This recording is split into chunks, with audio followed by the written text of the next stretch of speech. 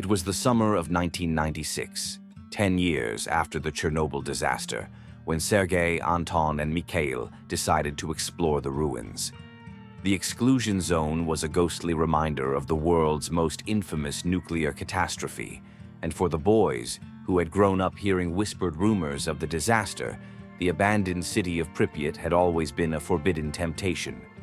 They had ventured into the city a few times before, wandering through the empty schools, deserted apartment blocks, and rusting amusement park rides. But on this trip, they had a different goal, something darker. Anton had overheard a conversation between two older men about a secret laboratory that was once hidden beneath the facility at Chernobyl, a place not mentioned in any official reports.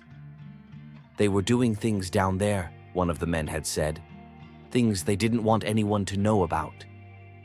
Intrigued and undeterred by the warnings, the boys set out to find this forgotten lab. It took them hours to navigate through the twisted, overgrown remains of the plant. Eventually, they stumbled upon a sealed door deep within the complex, hidden behind debris and decaying machinery. Rusted and covered in radiation warning signs, the door had been sealed shut, but a few well-placed kicks from Mikhail finally broke it open. The air inside was stale, metallic, and reeked of something long forgotten. They descended into the darkness, flashlights cutting through the dust-filled air, revealing old, broken equipment and wires dangling like vines from the ceiling. At first, it seemed like just another relic of the disaster, until they found the records.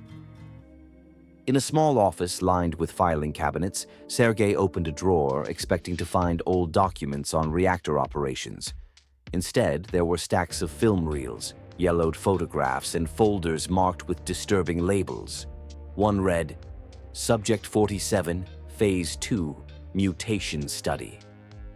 "Guys, look at this," Sergei whispered, pulling out a file. The photographs inside showed something grotesque. Humans, or what used to be humans, horribly disfigured. Skin peeling off in sheets, limbs fused together in unnatural ways, eyes wide with terror. One image showed a man's face stretched impossibly long, his mouth frozen in a silent scream. Anton flipped through another folder, labeled Radiation Exposure, Extended Trials. The notes detailed horrific experiments. People had been taken from Pripyat after the explosion, survivors, and brought here, not for treatment, but for testing. The scientists had exposed them to lethal doses of radiation to see how long they could endure before their bodies broke down. Some had survived for days, their suffering meticulously recorded in cold, clinical detail. Mikhail found a reel labeled Experiment 12, Regeneration Trials. They hesitated before loading it into an old projector they found in the corner of the room.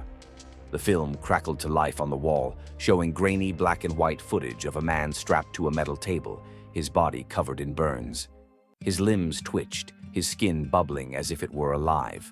A voice from off-camera narrated in Russian, describing how the radiation was causing rapid cellular regeneration, but in the worst possible way. The man's flesh was growing uncontrollably, twisting and writhing, turning him into a living mass of tumors. As the film played, the room seemed to grow colder.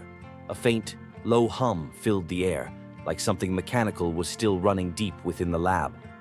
But the worst was yet to come. The final section of the film showed what they had been trying to create, an abomination. A humanoid creature, its body distorted and stretched, its skin translucent, revealing the twisted muscle and veins beneath. It stood, jerking unnaturally, its eyes wide and vacant, looking directly into the camera. Suddenly, the hum grew louder, and a light flickered at the end of the hall.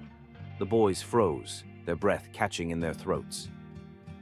"Did you hear that?" Anton whispered, his voice shaking. Before they could respond, a loud metallic clang echoed through the facility, as if something had been disturbed, something heavy, something alive. Mikhail shined his flashlight toward the sound. For a brief moment in the flickering light, they saw it. A figure, twisted and malformed, shuffling in the shadows. Its body was grotesque, the same thing they had seen in the footage. It moved with slow, unnatural jerks, its head tilted as if listening for them. Panic surged through them. They bolted for the exit, their footsteps pounding against the cold concrete floor. The creature let out a low, guttural moan that reverberated through the corridors, following them as they scrambled back up the stairs and into the ruined facility above.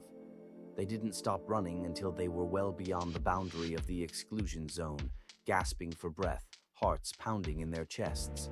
None of them spoke about what they had seen in